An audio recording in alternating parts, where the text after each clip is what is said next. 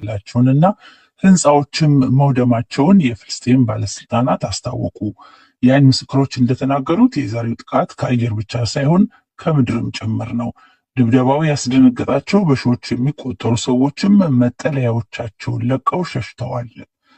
እስራኤል በጋዛ ከተማ የአየር ድብደባ ባካሄደችበት በዛሬው ዕለት የዩናይትድ ስቴትስ ውጭ ጉዳይ ሚኒስትር ማርኮ ሩቢዮ መንግስታቸው እስራኤልን እንደሚደግፍ ተናግረዋል። ሩቢዮ ኢየሩሳሌም ውስጥ ከእስራኤል ጠቅላይ ሚኒስትር ቤንያሚን ነታንያሁ ጋር ስለ ጋዛው ጦርነት ከተወያዩ በኋላ ሐማስ እንደ ታጣቂ ቡድን ህልውናው ማክተም እንዳለበት ተናግረዋል። ሩሲያ ሀብቴን ለመውሰድ በሚቃጣ ማንኛውም ሀገርና ግለሰብ ላይ እርምጃ ወስዳለሁ ስትል ዛሬ የአውሮፓ መንግስታትን አስጠንቅቃለች። ሩሲያ ይህን ያለችው የአውሮፓ ህብረት በቢሊዮኖች ዶላር የሚቆጠር ንብረት እንዳይንቀሳቀስ የተደረገ የሩሲያ ሀብት ዩክሬንን ለመርዳት እንዲውል በሚል የሚሸራሸረውን ሀሳብ የተመለከቱ ዘገባዎች ከቀረቡ በኋላ ነው። ዜናው በዝርዝር እስራኤል ዛሬ በጋዛ በፈጸመችው የአየር ድብደባ ቢያንስ 16 ፍልስጤማውያን መገደላቸውን የፍልስጤም የጤና ባለስልጣናት አስታወቁ። እንደ ባለስልጣናቱ ህንፃዎችም ወድመዋል። እስራኤል ዛሬ በሁለት የአየር ድብደባዎች የቤተሰብ መኖሪያዎችና ተፈናቃይ ቤተሰቦች በተጠለሉበት ድንኳን ላይም ጥቃት ፈጽማለች። የአይን ምስክሮች እንደተናገሩት የዛሬው ጥቃት ከአየር ብቻ ሳይሆን ከምድርም ጭምር ነው። ድብደባው ያስደነገጣቸው በሺዎች የሚቆጠሩ ሰዎችም መጠለያዎቻቸውን ለቀው ሸሽተዋል። እስራኤል እንደምትለው ጋዛ ከተማን ለመቆጣጠር አጠናክራ የቀጠለችው ጥቃት ሐማስን እስከ ወዲያኛው የማሸነፍ እቅዷ አንዱ አካል ነው። ለዚህም ሰላማዊ ሰዎች ደቡባዊ ጋዛ ወደሚገኝ ሰብአዊ ዞን ወዳለችው አካባቢ እንዲሄዱ አስጠንቅቃለች። ይሁንና የተባበሩት መንግስታት ድርጅትና ሌሎች በርካታ ሀገራት የእስራኤልን እርምጃ ሰዎችን በኃይል በገፍ ከማፈናቀል ስልት ጋር የሚስተካከል ብለውታል። ሰብአዊ ዞን በተባለው ቦታ ያለው ሁኔታ አስከፊና የምግብ አቅርቦቱም አነስተኛ እንደሆነ ገልጸዋል። ሐማስ እንደሚናገረው ከ14 ቀን ወዲህ ቢያንስ 350 ሺህ ሰዎች መኖሪያ ቤቶቻቸውን ለቀው ሸሽተዋል። 1600 ቤቶችና 13 ሺህ ድንኳኖች ደግሞ እንዳልነበሩ ሆነዋል። ሆኖም ከሐማስ በኩል የተነገረውን አሃዛዊ መረጃ በገለልተኛ ወገን ማረጋገጥ አልተቻለም። በማህበራዊ መገናኛ ዘዴዎች የሚንሸራሸሩ ምስሎች ህዝቡ ወደ ደቡባዊ ጋዛ የሚያደርገው ጉዞ እየተፋጠነ መሆኑን ይጠቁማል። እስራኤል በጋዛ ከተማ የአየር ድብደባ ባካሄደችበት በዛሬው ዕለት ኢየሩሳሌም ውስጥ ከእስራኤል ጠቅላይ ሚኒስትር ቤንያሚን ነታንያሁ ጋር ስለ ጋዛው ጦርነት የተነጋገሩት የዩናይትድ ስቴትስ ውጭ ጉዳይ ሚኒስትር ማርኮ ሩቢዮ መንግስታቸው እስራኤልን እንደሚደግፍ ተናግረዋል። ሩቢዮ ከውይይቱ በኋላ ከነታንያሁ ጋር በሰጡት ጋዜጣዊ መግለጫ ሐማስ እንደ ታጣቂ ቡድን ህልውናው ማክተም እንዳለበት ተናግረዋል። ፍልስጤማውያንም ሐማስ ሳይወገድ የተሻለ መጻኢ ዕድል ሊኖራቸው አይችልም ብለዋል። የጋዛ ህዝብ ደግሞ የተሻለ መጻኢ ዕድል ይገባዋል። ሆኖም ሐማስ ሳይወገድ የተሻለው መጻኢ ዕድል ሊጀምር አይችልም። ያ መጻኢ ዕድልና የዚያን አይነት ሰላም ታጋቾቹ ሁሉም እያንዳንዳቸው እስኪለቀቁ ድረስ ሊሆን አይችልም። እናም እዚያ ላይ ነው ትኩረት ሰጥተን የምንቀጥለው። ይህን ነው ፕሬዚዳንቱ ሆኖ ማየት የሚፈልጉት። እናም ባለን የማያወላዳ ድጋፍና ቁርጠኝነት ፍሬውን ለማየት ይህ ነው ሊተማመኑበት የሚችሉት። ሩቢዮ ከዚህ ሌላ ኢራን የኒውክሌር ጦር መሳሪያ እንዳታበለጽግ ለመከላከል ከፍተኛ ግፊት መደረጉ እንደሚቀጥልም ቃል ገብተውላቸዋል። በዚህ ወቅት እንዳሉት ኢራን አቅጣጫዋን እስክትቀይር ድረስ የመጨረሻው የኢኮኖሚ ጫናም ይቀጥላል። በጋዜጣዊ መግለጫው ላይ እስራኤል ባለፈው ሳምንት በዶሃ የሐማስ ከፍተኛ መሪዎች ላይ ስለፈጸመችው ጥቃት ውሳኔ የተጠየቁት ነታንያሁ ውሳኔው የእስራኤል ብቻ መሆኑን ተናግረዋል።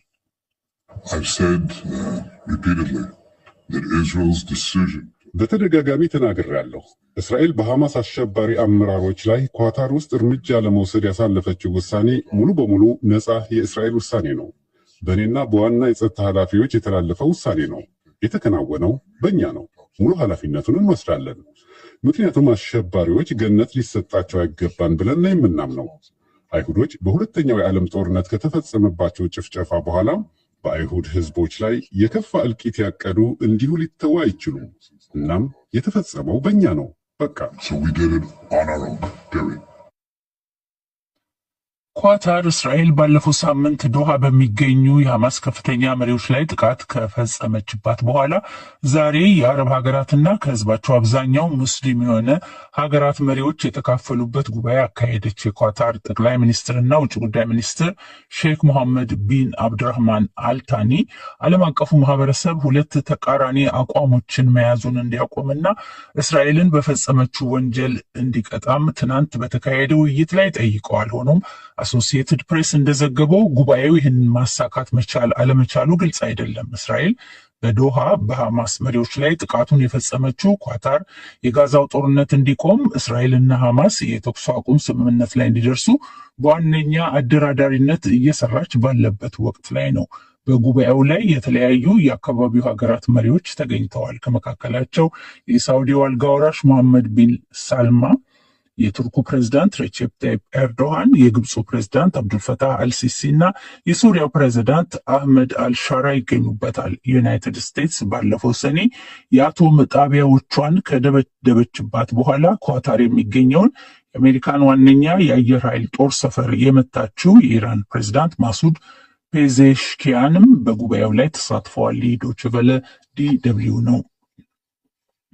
ሩሲያ ዛሬ ለአውሮፓ መንግስታት ማስጠንቀቂያ ሰጠች። ሩሲያ ሀብቷን ለመውሰድ የሚቃጣ ማንኛውንም ሀገር ላይ እርምጃ እወስዳለሁ ስትል ዛሬ አስጠንቅቃለች። ይህን ያለችውም የአውሮፓ ህብረት በቢሊዮኖች ዶላር የሚቆጠር እንዳይንቀሳቀስ የተደረገ የሩሲያ ሀብት ዩክሬንን ለመርዳት እንዲውል በሚል የሚንሸራሸረውን ሀሳብ የተመለከቱ ዘገባዎች ከቀረቡ በኋላ ነው።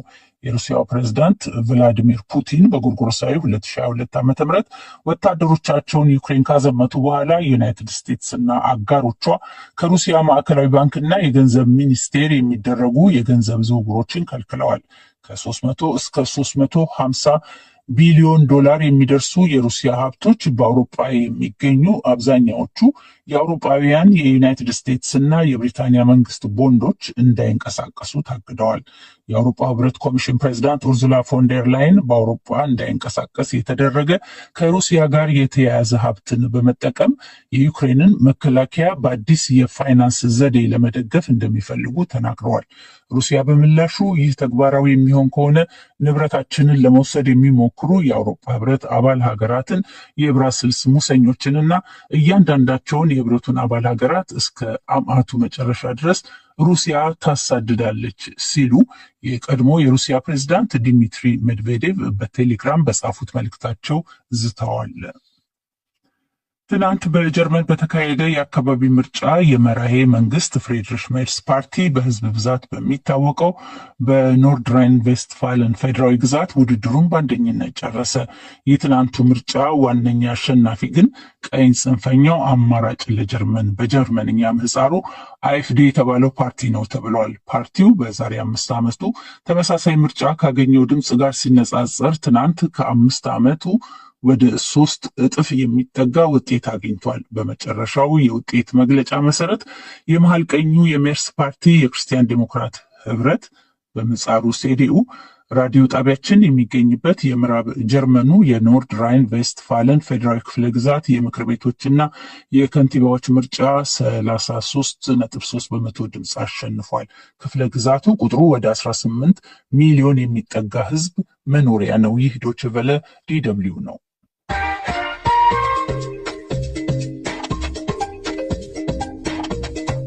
ከዶይቼ ቬለ ዜናውን ለማብቃት ዋና ዋና እርሶቹን በድጋሚ እስራኤል ዛሬ በጋዛ ከተማ በፈጸመችው የአየር ድብደባ ቢያንስ 16 ፍልስጤማውያን መገደላቸውንና ህንፃዎችን መውደማቸውን የፍልስጤም ባለስልጣናት አስታወቁ። እስራኤል በጋዛ ከተማ የአየር ድብደባ ባካሄደችበት በዛሬው ዕለት የዩናይትድ ስቴትስ ውጭ ጉዳይ ሚኒስትር ማርኮ ሩቢዮ መንግስታቸው እስራኤልን እንደሚደግፍ ተናገሩ። ሩሲያ ሀብቴን ለመውሰድ በሚቃጣ ማንኛውም ሀገርና ግለሰብ ላይ እርምጃ ወስዳለሁ ስትል ዛሬ የአውሮፓ መንግስታትን አስጠነቀቀች። ዜናው በዚሁ አበቃ። የምሽቱን የዓለም ዋና ዋና ዜናዎች ያቀረበችልንን ሂሩት መለሰና አመሰግናለሁ። በመከታተል ላይ ያላችሁት ዶይቼ ቬለ DW ነው። የዜና መጽሔት የኢትዮጵያ መንግስት በትግራይ የእርስ በርስ ግጭት ለመፍጠር ታጣቂዎችን እያደራጀ ነው ሲል ህወሓት ከሷል። ይህ አካሄድ የሰላም ስምምነቱን የሚያፈርስ ነው ሲል ህወሓት አክሎ ገልጿል። በኢትዮጵያ ብሔራዊ ምርጫ ቦርድ የተሰረዘው ህወሓት በትግራይ የተለያዩ አካባቢዎች ብሔራዊ አንድነት ማጠናከር የተባሉ መድረኮችን እያካሄደ መሆኑ ነው የተሰማው። የመቀለ ወኪላችን ሚሊዮን ኃይለስላሴ ዝርዝሩን ይዟል። ትናንት እሑድ ባሰራጨው መግለጫ የኢትዮጵያ መንግስትን የፕሪቶሪያ ውል በመጣስ እንዲሁም የእርስ በርስ ግጭት ለመቀስቀስ ጥረት በማድረግ የከሰሰው ህወሓት በአንጻሩ የትግራይ ህዝብ ሰላም ለማስጠበቅ ብሎ ዋጋ እየከፈለ ይገኛል ሲል አስታውቋል።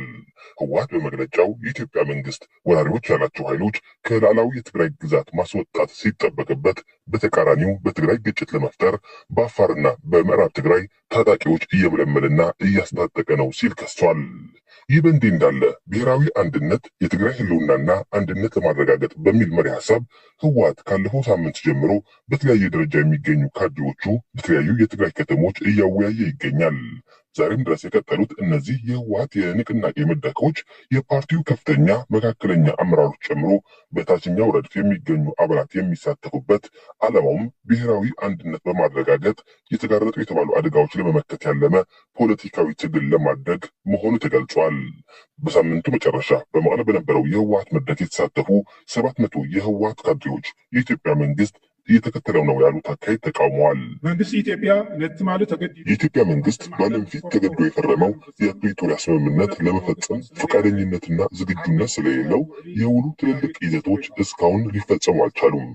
ህዝባችን በጠላት እጅና በመጠለያዎች ሆኖ እያለቀ ነው። በዚህም አላበቃም። የትግራይ ህዝብ ለመጉዳት ሲጠቀሙበት የነበረ መዝጋትና ከበባ በተለያዩ መንገዶች እየቀጠለ ነው። ከዚህ በተጨማሪ የትግራይ ህዝብ ወደ እርስ በርስ ጦርነት ለማስገባትና አንድነቱ ለመሸርሸር በአፋርና በምዕራብ ትግራይ ታጣቂዎች እየመለመሉ እያሰለጠኑ እንዲሁም እያስታጠቁ ነው። ከዚህ በተጨማሪ እየታየ ነው ያሉት አደገኛ ፖለቲካዊ ሁኔታ እንደሚታገሉም እነዚህ የህወሓት አባላትና አመራሮች ገልጸዋል። የትግራይ ህዝብ የሚገባውና ህገ መንግስታዊ ጥያቄ ሲያቀርብ አርፋችሁ የምትኖሩ ከሆነ ኑሩ፣ አሊያም አርፋችሁ የማትቀመጡ ከሆነ ካለፈው በባሰ ጠቅልለን እናጠፋችኋለን የሚል ምላሽ እየተሰጠ ነው። ሁኔታዎች እንዲህ ሆነው እያለ ዝም ብለን መጠበቅ ስለማንችል የህዝባችን ብሔራዊ ህልውናና ደህንነት ለማረጋገጥ ብሔራዊ አንድነት በተባለ ዘመቻ የተሰየመ የመመከት ትግላችን ከፍ የሚያደርግ ትግል ውስጥ ለመግባት መግባባት ላይና ውሳኔ ላይ ደርሰናል። በተለያዩ የትግራይ ከተሞች እየተደረጉ ያሉ የህወሓት መድረኮች የተሳታፊዎች የአቋም መግለጫ ተብለው ተመሳሳይ መልእክቶች ይተላለፍባቸዋል።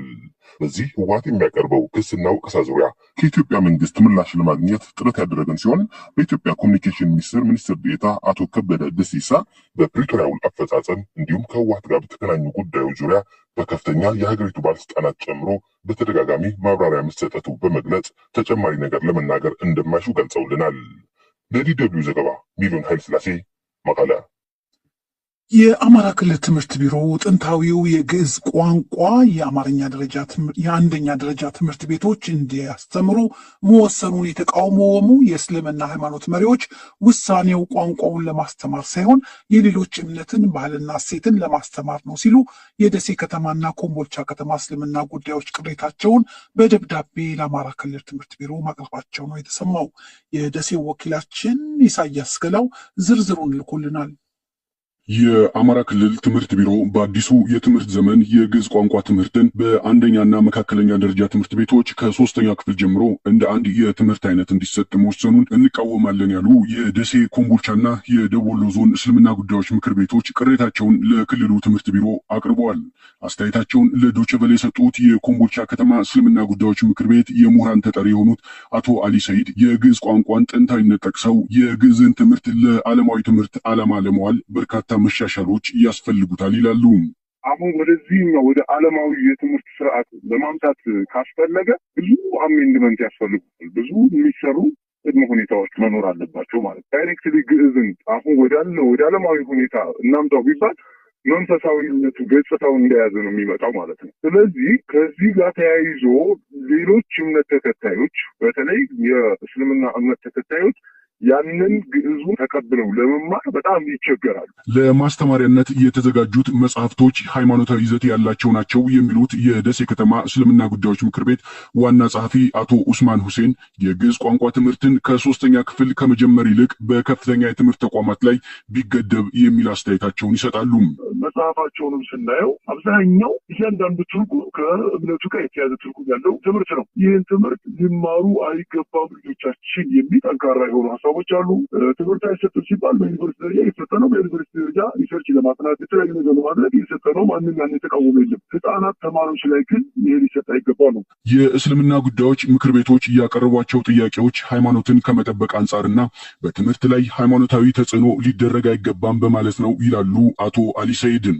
ሃይማኖትን ፕሮቴክት ከማድረግ አንጻር፣ ሃይማኖተኞችን ፕሮቴክት ከማድረግ አንጻር፣ ሴኩላሪዝምን ከማስጠበቅ አንጻር በትምህርት ቤት ውስጥ የሚሰጡ ትምህርቶች ሞር ከሃይማኖት ነክ ትምህርቶች ያገለሉ መሆን አለባቸው ከሚል ፓራሜትር ነው ጥያቄውን ያቀረበው። በ2017 ዓ.ም የግዕዝ ቋንቋ ትምህርትን የአማራ ክልል ትምህርት ቢሮ በ16 ዞኖች በተመረጡ ትምህርት ቤቶች ሲሰጥ ቆይቷል። ትምህርቱ ከተሰጠባቸው ወረዳዎች መካከል ደግሞ የአማራ ሳይንት ወረዳ አንዱ ነው። በሙከራ ደረጃም የግዕዝ ቋንቋ ትምህርት መሰጠቱን የወረዳው ትምህርት ቢሮ ኃላፊ አቶ ትእዛዙ አድማሱ ይናገራሉ። እንደ ወረዳ 2 ትምህርት ቤቶች ላይ የሙከራ የግዕዝ ትምህርት 3ኛ ክፍል ላይ ብለን በማኔጅመንት ተወያየን። አንደኛ ከታሪካዊነቱ ከሁሉም አንጻር ከጽባ ማርያም ላይ፣ ሁለተኛ የተማሪ ክምችትና የአንዳንድ ሃይማኖታዊ እንትኖች ስላሉ ወረዳው ላይ አጅባር የሚባለው አጠቃላይ አንደኛና መካከለኛ ደረጃ ትምህርት ቤት ላይ ከፍተኛ የተማሪ ቁጥር ስላለው እሱ ላይ ተመረጠ። መምህር አወዳደር ቀጠር፣ ሁለቱንም ትምህርት ቤቶች ቀጥ አድርገን 3ኛ ክፍል ሰጥተን ቀርበናል። የደቡብ ወሎ ዞን ትምህርት መምሪያ ኃላፊ አቶ አለምነው አበራም የግዕዝ ትምህርትን በባለፈው ዓመት ፈቃደኛ በሆኑ 7 ወረዳዎች ላይ የተሰጠ መሆኑን ገልጸው አሁን ማህበረሰቡ ያነሳውን ጥያቄ ግን ለክልሉ መንግስት አሳውቀናል ይላሉ። ካሪኩለም የመቅረጽና እንትን የማለት መብት የህብረተሰብ ሳይሆን የቢሮና የትምህርት ቢሮ ነው። ምንና ወረዳ የተሰጠውን ካሪኩለም ማስፈጸም ነው እንጂ ካሪኩለም መቀረጽ ማለት የለም። ጥያቄ ህብረተሰቡ ጥያቄ ያለው የሚል አቅርበናል። የሚወስነው ክልሉ ነው። የአማራ ክልል ትምህርት ቢሮ ምክትል ኃላፊ የሆኑት ወይዘሮ ኢየሩስ መንግስቱም አሁን በግዕዝ ቋንቋ ትምህርት አሰጣጥ ዙሪያ በማህበረሰቡ እየተነሳ ያለውን ቅሬታ በተመለከተ በቅርቡ ቢሮ መግለጫ ይሰጣል ብለዋል። ለዶይቼ ቬለ ዘገባ ኢሳያስ ገላው። በመከታተል ላይ ያላችሁት ከዶይቼ ቬለ የሚተላለፈውን የምሽቱን የዜና መጽሔት ነው። 3ኛው የዜና መጽሔታችን ኢትዮጵያና ኬንያ በቱርካና ድንበር የሚስተዋሉ የሰላምና የጸጥታ መደፍረስን በትብብር ለመቅረፍ የሚያስችላቸውን ስምምነት ማድረጋቸው ተሰምቷል። ስምምነቱ የሁለትዮሽ የልማት ትብብርን ለማጉላት የሚያስችልም ነው ተብሏል። የሐዋሳው ወኪላችን ሸዋንግዛው ወጋየው ዝርዝሩ ልኮልናል። ኢትዮጵያና ኬንያ የሚዋሰኑበት የቱርካና አካባቢ ሄድ መለስ የሚል ግጭት ተለይቶት አያውቅም። በተለይም በሁለቱም ወገኖች በአሳ ማስገርና የከብት ግጦሽ ፍለጋ የሚደረግ መገፋፋት ለግጭቶች ምክንያት መሆኑ ነው የሚነገረው። በአካባቢው በዚህ ዓመት ብቻ በተቀሰቀሰ ግጭት ከሁለቱም ወገን የበርካቶች ሕይወት ማለፉ የሚታወቅ ነው። የሁለቱ ሀገራት ባለስልጣናት እነኚህን ግጭቶች ለማስቀረትና የልማት ትብብርን ለመፍጠር ያስችላል ያሉትን የጋራ ውይይት ትናንት በደቡብ ኦሞ ዞን ቱርሚ ከተማ አካሂደዋል። የጋራ ውይይቱ የተካሄደው በደቡብ ኢትዮጵያ ክልልና በኬንያ የቱርካና ግዛት ከፍተኛ የመንግስት ኃላፊዎች መካከል ነው። የደቡብ ኢትዮጵያ ክልል ርዕሰ መስተዳድር አቶ ጥላሁን ከበደም ስምምነቱ በሁለቱም ወገን የጋራ መግባባት የተደረገበት መሆኑን ለጋዜጠኞች በሰጡት መግለጫ ተናግረዋል።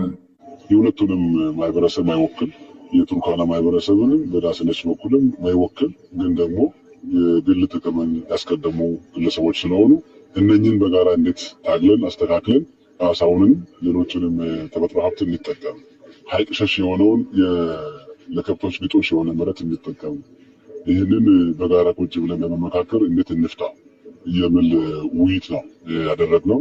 ሰላማችንን ጠብቀን ህዝቡ የበለጠ ተጠቃሚ የሆነበትን አጋጣሚ በመፍጠር የራሳችንን አስተዋጽኦ ልናበረክት ይገባናል በሚል ኮሚቴዎችን አቋቁመን በስምምነት የተጠቃለለ መድረክ ነው። በኬንያው ፕሬዝዳንት የሰላም ልዩ መልእክተኛ ጆን ሙኒያስ በበኩላቸው በውይይቱ በአዋሳኝ ድንበሮች ላይ የጸጥታና ልማት ስራዎችን በቅንጅት ለማከናወን የሚያስችል መሰረት መጣሉን ተናግረዋል። ውጤታማ ውይይት አድርገናል።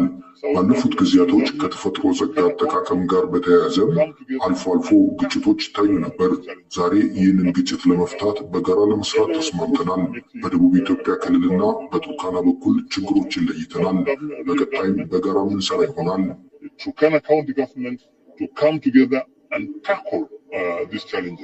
ዶይቼ ቬለ የሁለቱ ግዛቶች ባለስልጣናት ባደረጉት የጋራ ውይይትና የደረሱበትን ስምምነት አስመልክቶም አስተያየታቸውን የጠየቃቸው የፖለቲካ ሳይንስና ዓለም አቀፍ ግንኙነት ባለሙያና የግሎባል ፒስ ባንክ የሰላም ግንባታ ዳይሬክተር አቶ ደያሞ ዳሌ ተከታዩን ብለዋል። የተደረሰው ስምምነት አንደኛው ቱርካና ሐይቅ አካባቢ አሳ በማስገር ምክንያት የሚፈጠሩ ግጭቶችን ለመከላከል የሚያስችል የሐይቅ ላይ ሰርቬላንስ ወይም ክትትል ስራ ለመስራት ነው። ሁለተኛው ድንበር ላይ የጋራ የሆነ ገበያ ለማቋቋም ክሮስ ቦርደር ማርኬት ለማቋቋም ወስነዋል። ውይይቱ በጣም መሰረታዊ ነው። እንግዲህ ይተገበራል ነው ዋናው። በመተማመን ላይ የተመሰረተ ስለሆነ ወደ ተግባር ሲገባ ትልቅ ለውጥ ያመጣል ብዬ ነው በለይታ ማስበውና በውይይቱ ማጠቃለያ ላይ የሁለትዮሽ የስምምነት ማዕቀፍን መሰረት ያደረጉና በፍጥነት መከናወን ይገባቸዋል ያሏቸውን ስራዎች እንዲከናወኑ በኃላፊዎቹ የስራ ስምሪት የተሰጠ ሲሆን ይህንኑ የሚያስፈጽሙ ኮሚቴዎች መቋቋማቸውን ታውቋል። ለዶይቼ ቬለ ሸዋንግዛ ወጋየው ከሐዋሳ። የትምህርት ሚኒስቴር በትናንትናው ዕለት የ2017 የትምህርት ዘመን የ12ኛ ክፍል ማጠናቀቂያ ሀገር አቀፍ ፈተና ውጤትን ይፋ አድርጓል። የትምህርት ሚኒስትሩ ፕሮፌሰር ብርሃኑ ነጋ ይህንን አስመልክቶ ለጋዜጠኞች በሰጡት ማብራሪያ ካለፉት ዓመታት ጋር ሲነጻጸር ለውጥ መምጣቱን ነው የጠቆሙት።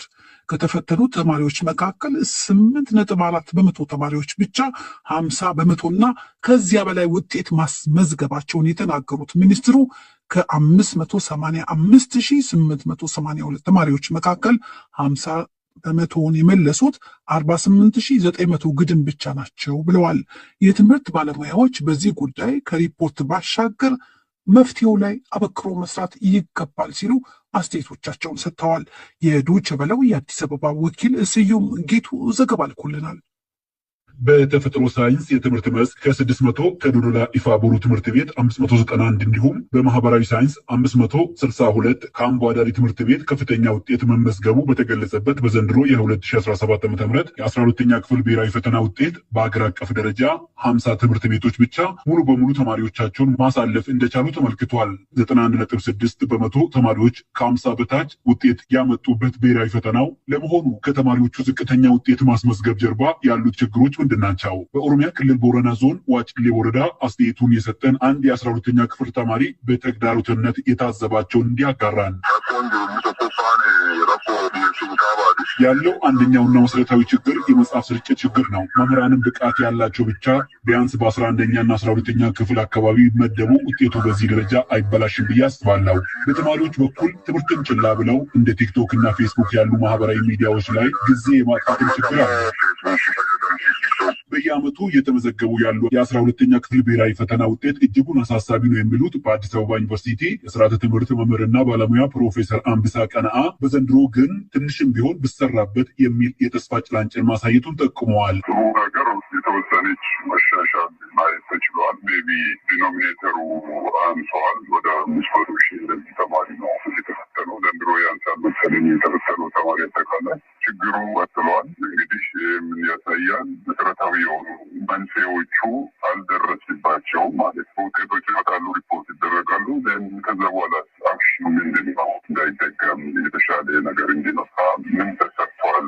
የሆነ ኮንቴክስት ቢሰጠው ጥሩ ነበር። ሪፖርቱ ራሱ ትልልቆቹ ችግሮች ዛሬም አሉ። ምን የምናውቃቸው ለምሳሌ የቲቸር ሞቲቬሽን፣ የተማሪው ራሱ ሞቲቬሽን እንዳየው 5% ነው የትምህርት ቤት ያለፈው የተባለው። ስለዚህ መሰረታዊ ችግሩን አድሬስ አላደረግንም ማለት ነው። ባለሙያው ልታይ የሚገባ ያሉትን መሰረታዊ የትምህርት ጥራቱን ስብራት መነሻ ሲያስረዱም የትምህርት ባለሙያን ሞቲቬት ማድረግ ከማንኛውም ነገር መቅደም ያለበት ጉዳይ ነው። ምናልባት የሀገር ኢኮኖሚ ሌላ ሊባል ይችላል፣ ግን ፕራዮሪቲ የሚሰጠው ጉዳይ ለልጆቻችን መማሩ የሚሰጠው ከሆነ ከዛ ለምንድን ነው መስጠት ያለብን? ለመምህሩ የትኛውንም የዓለም የትምህርት ታሪክ ብናጠና የመምህር ብርታ መርታት ነው የተማሪን ውጤት የሚያሻሽለው። ቲቸር ማኔጅመንት ስርዓታቸውን ስናይ ኢንክሉዲንግ ቤኔፊት እጅግ የሚሰራባቸው ነገሮች ናቸው እና ይህን በደንብ ማየት ያስፈልጋል። ከዛ በኋላ የሚሰሩ የሪፎርም ስራዎች ሲሪየስ ናቸው ወይ፣ ስርዓተ ትምህርት ሲሻሻል ሲሪየስሊ ታስቦበት ነው ወይ የሚሉ ነገሮች ሊመጡ ይችላሉ።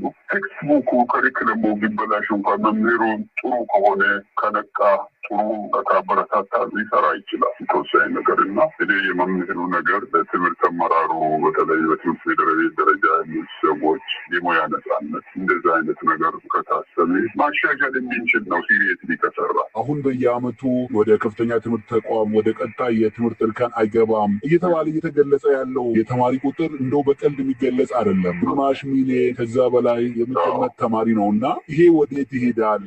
የራሱ ችግር አለው። ዛሬ የምናየው ችግር የፋክት የዛ ውጤት ነው። ተበላሽ የትምህርት ስርዓት ውጤት ነው። አንድ ሁለተኛ ግን ወዳቂና አላፊ የሚለውን ሀሳብ እንደገና ዞር ብለን ማየት ያስፈልጋል። ዩኒቨርሲቲ ማግባት አይችልም ማለት ወዳቂ አይደለም፣ ሌላ ነገር ይችላል። ፓኬጅ እንደ ሀገር ከማንኛውም